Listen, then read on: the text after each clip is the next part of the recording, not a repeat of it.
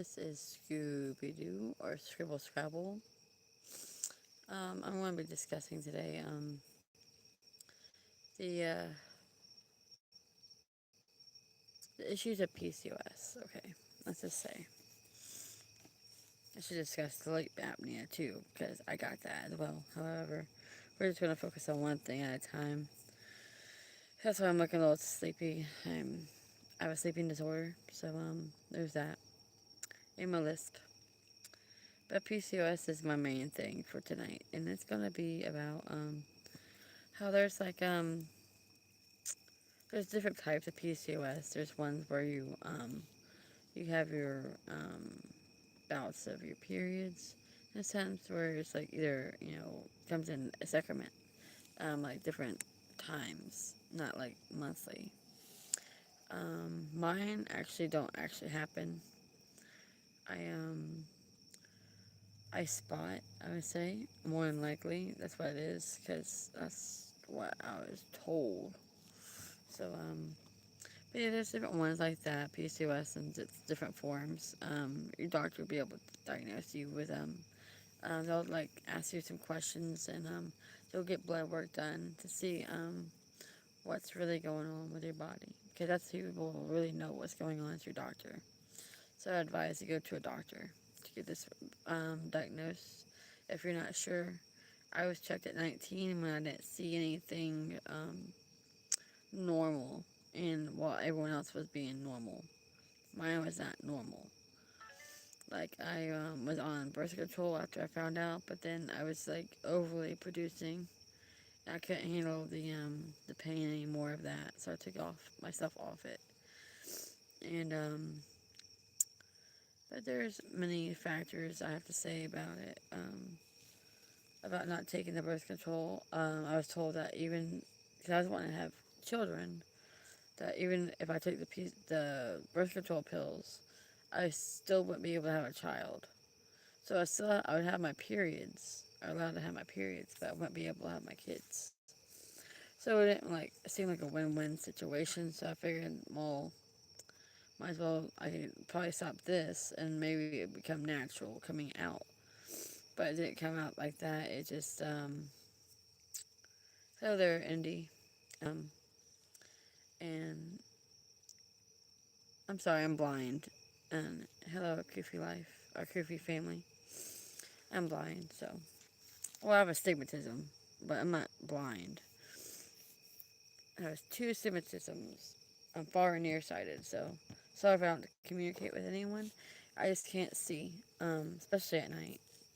That's why I don't drive anymore. But PCOS is one of those things. I have no periods. Which means I have like too much testosterone in my body. I have too much. And there's diets, there's ways to relieve it, which I've been doing that. Eating your vegetables, drinking your water, staying away from sugars and high processed foods, which I'm glad I've been doing. But I do have my small cravings of sugar, which is like an addiction in some people, because sugar is everywhere, it's in everything. And that's in processed foods, breads is full of sugar, and I like my bread.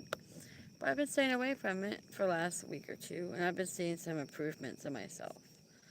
Um, but I mean, I've been doing a little bit of research on it myself, but I've been trying to do things naturally, not taking no prenatal vitamins or anything like that. I've been trying to consume like my foods as I um, do my day. I gotta wake up in the morning, make sure I eat something with oats and protein in it, because it helps regulate my insulin, because I'm resistant. Insulin resistance in my body. Like I lose weight everywhere else, but not in my stomach, where you're like right below the belly button, because of my insulin resistance. And it's because of the sugar intake that I have in my body. It's not breaking down the way it should, and I have no way to battle that besides just eat right and exercise, because it helps Exercising helps relieve the pains of the PCOS. So if you're just stagnant, like at a desk job or something like that, you really need to move around. Because once you move around, your body's not cramping, it's not getting bloated. 'Cause that's how I feel sometimes. Whenever I sit around too long, it's my body builds up with this insulin. Well, shoot. Well, I got campfire going on. It just blew me up. But yeah, PCOS is one of those things that's in 7% of females in the United States or in the nation. I'm not sure, but I know it's not discussed a lot. It's not really. It's not treatable. It's more like you just manage it. What's the best way to manage this situation you're in? You're in a situation you were born in, or it's your environment. Because like some people can have kids and then they develop this situation. But me, it's like I'm not even allowed to have children because of the fact that I just can't. Like I was trying to save myself for marriage, that kind of thing to have children. But the fact that hello everyone for joining in. Just now I can't really see the comments or anything because I can't see. I'm sorry, but hello. Thank you for joining in. This is about PCOS and the ways to kind of relieve your symptoms because there's no way to treat it. There's no way to really get rid of it, more like just manage. I just know that yoga, doing some nice light stretches, really helps your lower back. That's where it's going to really hurt, is your lower back. Because of the fact that the ovaries are situated right there, like right there by your, right there. And then you have your um, stretching, and then you do weight training as well. But don't do anything too strenuous because of the fact that you could end up slipping your disc in your back if you do anything too heavy. Um, yeah, but I wasn't diagnosed until I was 19 because I was in school with all my classmates. And I'm just like, I'm hearing everyone have their little episodes where they'll be like, hey, do you have a tampon or a pad? And I'm like, I'm 8th grade, 9th grade, then 10th grade, then 11th grade, then 12th grade. I'm like, well, I'm a senior and I still haven't had my period. And that's strange. It was so strange. My mom didn't think anything of it because she was there, but she wasn't there. Like she didn't ask me these questions. Like other moms probably like, oh, what haven't you started yet? Why haven't you started? But I'm like, mom, at 19, like, hey, we need to go get this checked out because I don't know what's going on. So that's when they gave me all this blood work done, and they told me that about the testosterone in my body. And there's no cure, just a way to help maintain your life. And they tried giving me birth control pills. They really did. It didn't work because it made it worse, in my opinion. And so, it is horrible. Because, see, I get the cramps at the period. I do get cramps. It hurts. Like right now, at the moment, I'm actually going through it. That's why I'm probably so enthused because I'm in pain. And it makes my whole back kind of spasm. Like it will start moving right where it's at, and and I have like BC powder, and, and like arthritis medicine, that type of stuff to help relieve it. But it's just one of those things like you can't really deal with. Like my family's like, you should talk about this because it might be someone like you. I don't know. I've never met anyone like me. I've never met anyone who has no period except for cysts that burst, and those bursting cysts hurt. I went to the doctor and they did the whole ultrasound thing like 5 months ago because I thought I was bleeding internally. 'Cause it was that bad. Like the bloating was that bad. It was that bad. I thought I was dying. I thought I was bleeding inside. So I went and got done, and they said, "No, your cysts are just bursting. The fallopian tubes are coming out and stuff." So I'm like, "Well, see, there's legit evidence that's why they hurt because they burst. They burst under stress and diverse during different factors. But right now I'm in a stressful and time in my life for the fact my car kind of blew up, and now I'm just trying to find ways to survive without one and keep a job. Um, but yeah, I'm infertile. I'm 35 years old, and I've been trying to have a child for 10 years, and I'm with my fiance. So I mean, there's still time, I guess. But I'm praying, that a miracle will happen. I do have a stepson I do enjoy and love as much as you can love. I just would like to give him a brother or sister to have someone to play with, to grow up with and share his adventures with. Like I want him to have like a little friend, all the time. So if you do have this, you'll understand about the having to shave all the time. If you sometimes I just give up on it. I just like I'll stop for a while. You see me with hair sometimes. This don't really come in though. But right here, right here really comes in. And then I used to have a unibrow before I got rid of it. I mean, it still shows up, but you gotta trim it sometimes. But I'm trying with it, trying to keep up with it. My acne wasn't that bad. I do get spots sometimes, right in here, really bad on my nose. I have extremely oily skin, like really oily. So like my hair would be like I get washed, then like maybe 3 hours outside, it'd be flat again. It'd be like stuck. So that's why I try to floof it up a little bit, but it's so thin. It's like, you just got no wig. Who would want this wig? Not me. I mean, it's my head, but I wouldn't pay for it. That's what I'm saying. Yeah, and it's hard to lose weight. I do have weight issues. I mean, I've always been active. I've always been walking or riding my bike or doing something. Like I was in ROTC for 3 years in school. Like I did all that stuff. I did running. I did all these weird obstacle courses. I love athletics. I love it. I love sports.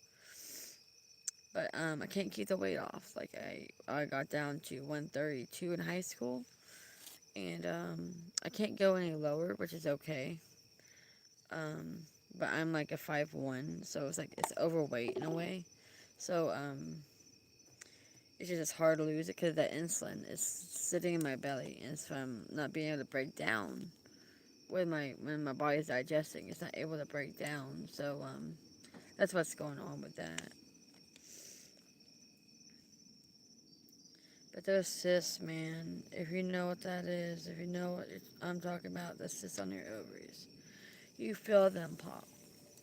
You feel it. It's like you'll bend over or something, or you're just twisting, and you just feel something in your body just go ah, because it really hurts. And I don't like to take anything, because everything that you put in your body is going to end up in your kidneys and your liver, and your liver and your kidneys are very important, and they clear out all the waste, everything you put in. So medicine, prescription pills is sitting in your body and is destroying your liver and your kidneys. I don't take it. I don't take it. I don't take ibuprofen anymore. My mama, I, my mom, for some reason, she always give me like 5 ibuprofens or so much of this, that, and the other. And I'm like, no, I don't like it. I don't like it. And I did more research on it. I'm like, now I know why. For one, acetaminophen raises your blood pressure. Like Tylenol and all that stuff. And then, so now it's like I have high blood pressure. I have hypertension. My blood pressure is like, and this is associated with PCOS, high blood pressure. And mine's always in the stroke zone when I go to the hospital. I'm on lisinopril now. I don't take it no more. I'm trying to do natural things to keep my heart rate lower. So I feel like if I can do that, then it's healthier than taking a pill to lower it. So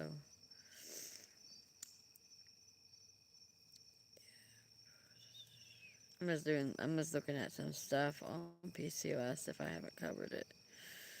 Because I mean, I'm just going by what I've experienced and what I'm going through. So someone who's going through the same thing, hey, welcome to the club, and welcome to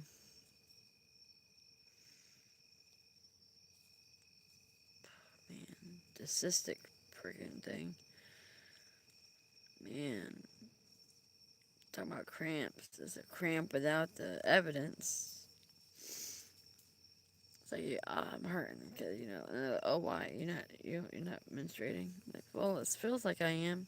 It feels like contractions. Like your back is it's like it's contracting. Like you're giving birth, but you're in labor, sort of thing. It really sucks. And then when you sit still for too long, it's like it pulls right there. It pulls on you. But if you want to take some take medicine for it, you can. I'm not gonna say don't do it. I'm just saying me personally, I'm trying to just bear with the pain and just doing some yoga and some eating right, eating good, not eating so much bread. I do sometimes, but whenever I do, I notice that it flares up. It flares up fast.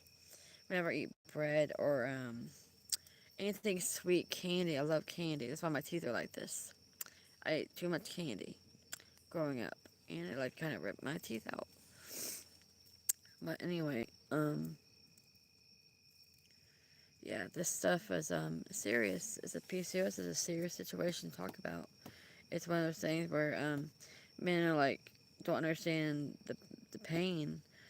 People don't understand the difficulties and the emotional pain because you have mental issues too.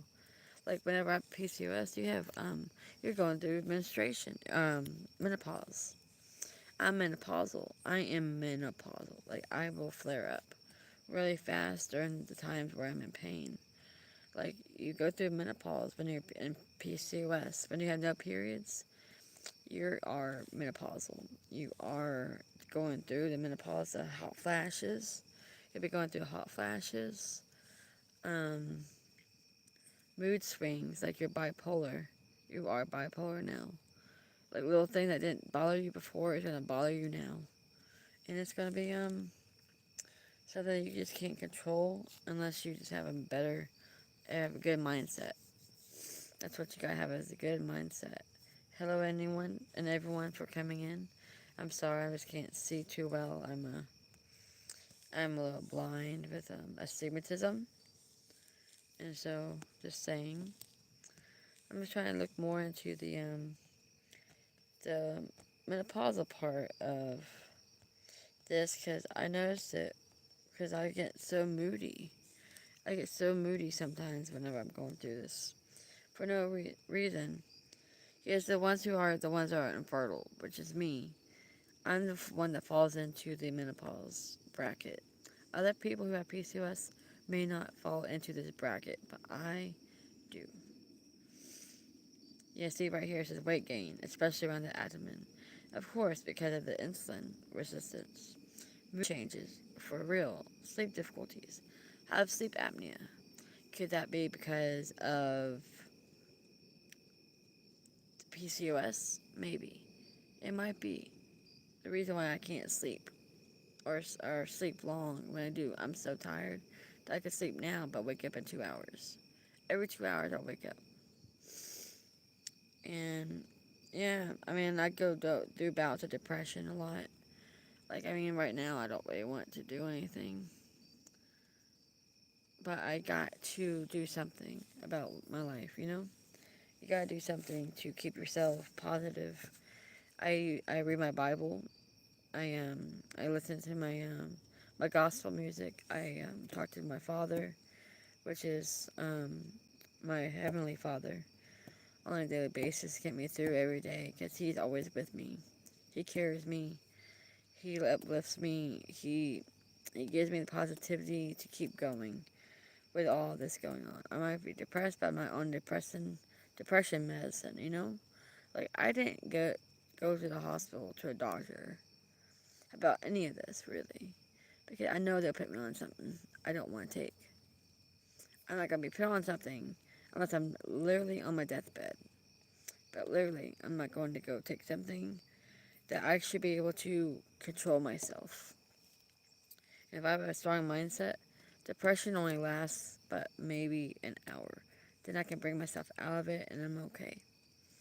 But that's part of PCOS is depression.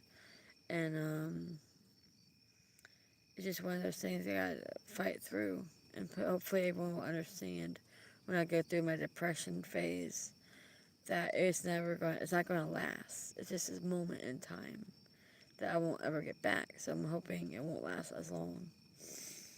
Because PCOS is a very scary thing to go through when you don't know what's going on. When you're a kid and you don't know what's going on, it's so you feel like you're not human. Like when I was a kid, I didn't feel human or a girl or a woman at the age of 19 because I didn't know why I was going through this. I had no idea what was going on. I did all this athletic stuff. I was in weight training. I joined the golf team. I was in all these, active things. And I still wasn't having my period. It's just like, what's going on? But then I started going through pain, fatigue, you know what I mean? Like, I was always fatigued. And then, now I'm in my 30s. I'm 35 now, but in my 30s, kept getting moody. I'm like, what's going on? And I looked at menopause and PCOS. I'm like, oh, that's the reason why I'm all moody and stuff like that. I mean, it's not fun at all. There's natural remedies to do it, because I don't like the medicine, right? There's natural ways to healing your body, because God made everything for a reason, for us to use to help us with our pain in our fight to survive. Because after Adam and Eve left, God just pretty much spread out everything that we need on the earth, and we just gotta be able to find it. And so I'm gonna look at what could be used for natural remedies here. Yeah, look at this. It says menopause can start as early as age 35. Well, look at that. It got me early. At the average age for menopause, I was 51. So I'm going through something other women older than me are going through. It's hard, but I'm trying to make it work. Like, I still work it hard, and I would ride a bike. I walk miles a day. Today was my day off from walking. I didn't want to do it no more. So I'm here today to talk about that. But here's some of the symptoms of menopause that I might not have discovered or gone through yet or discussed. The hormonal weight gain. That's one. Hot flashes. Night sweats. Oh boy. What could happen to sweat is so horrible. Because, you can go rinse yourself off and come back. But, man, it's not good. Sometimes I would wake up dizzy. Mood swings, of course, and difficulty sleeping. Yep. It's not fun. It's saying, man, there's a lot of people going through it, too. Okay. What other remedies? Sorry, excuse me for that. It's just,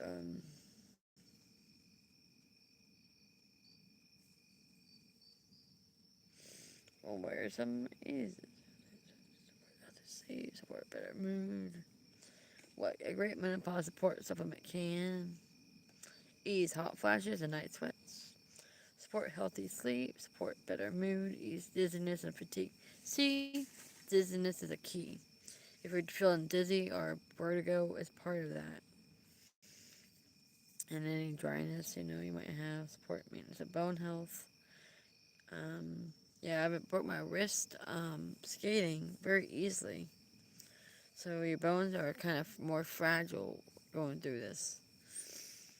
and your cortisol levels and stress response. Yeah, my stress is kind of high. Um, yeah, I don't want no supplement. I want Hey, look at this. Ashwagandha is an adaptogen, an active ingredient in certain plants and mushrooms. I like mushrooms. I enjoy them. They are delicious. That is believed to support the body through physical and mental stress. So I'm getting this on a website here. I just don't want to it's on reviewscout.org. It's slash top menopause supplements. It's just showing me some natural remedies here. But number one would be a mushroom, ashwagandha, also known as Indian winter cherry or Indian ginseng, is an evergreen shrub that grows in Asia and Africa. Oh, so it's an exotic plant, huh? It has been studied extensively and shown to manage and ease stress while enhancing sleep quality. This is important during the stages of menopause. Well, you know what? If it was around here, it'd be easier to access, wouldn't it? I bet that's expensive kind of ingredient right there. Oh wait, they actually have something.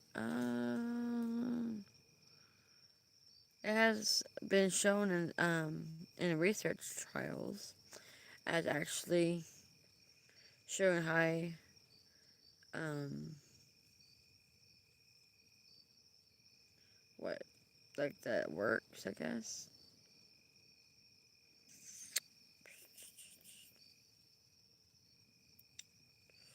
This is about insulin resistant. What do I need for that one?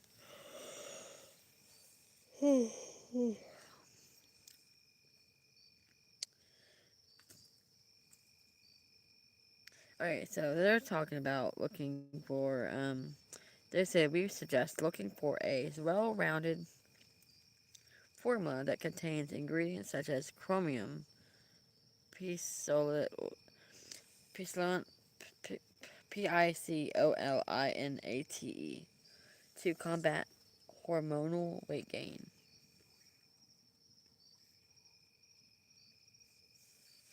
I don't know.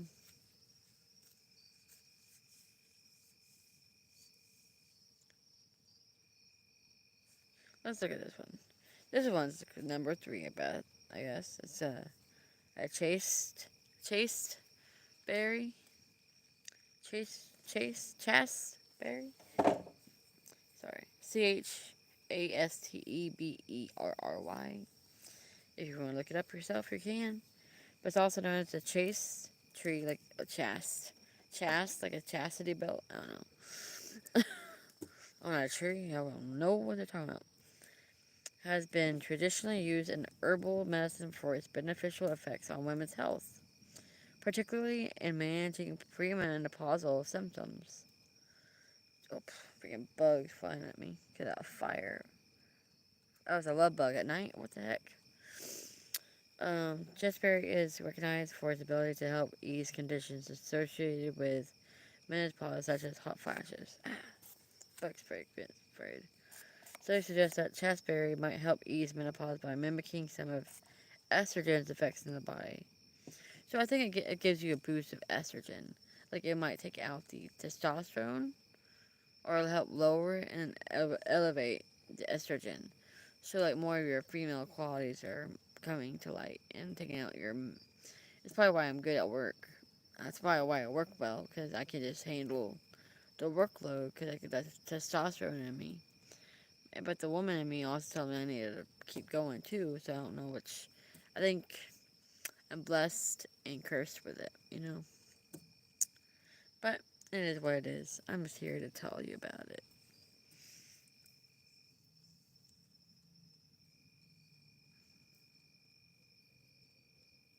They're talking about a recommended, I think, a medicine here, like a vitamin that's added with the chasteberry because it says we recommend a formula combining chasteberry with estro G100 And it's a patented medical blend that combines the red angelica silk plant and fireweed plant extracts to ease some of the most common conditions of menopause. Excuse me. Um,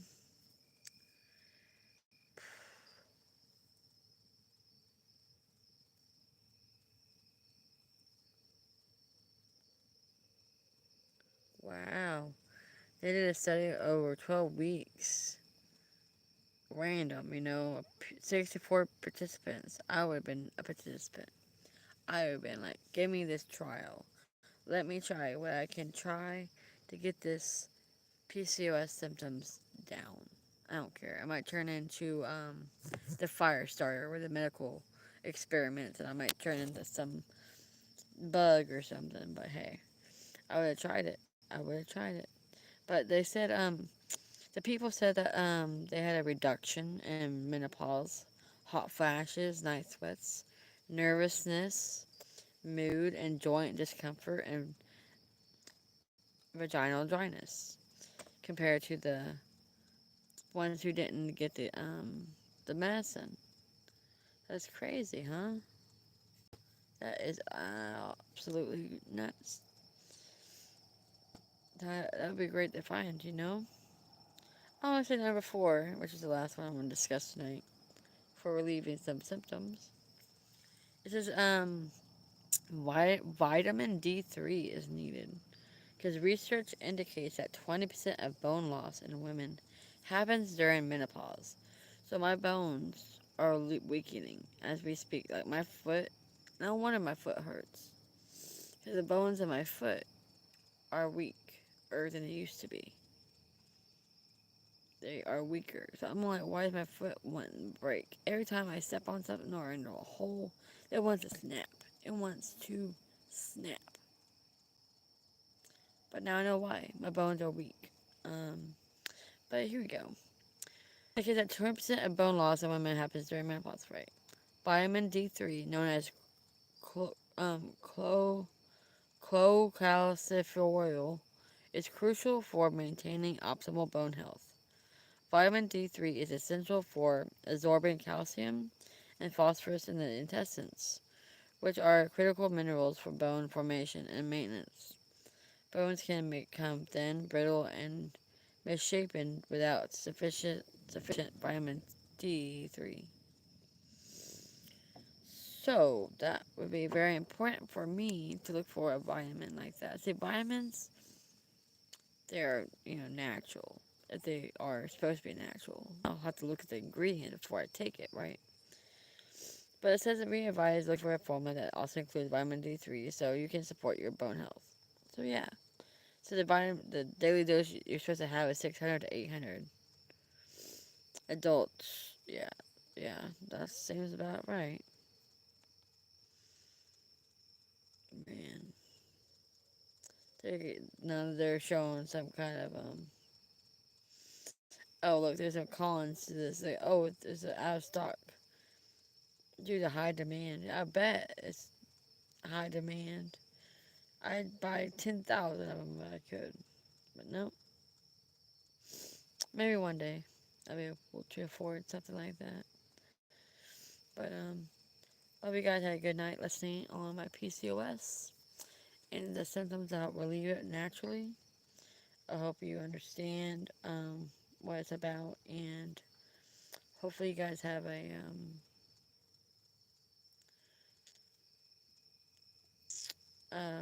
great night. Stay hydrated. It's hot out there. Stay sheltered because the sun and bugs. So have a great night, and God bless.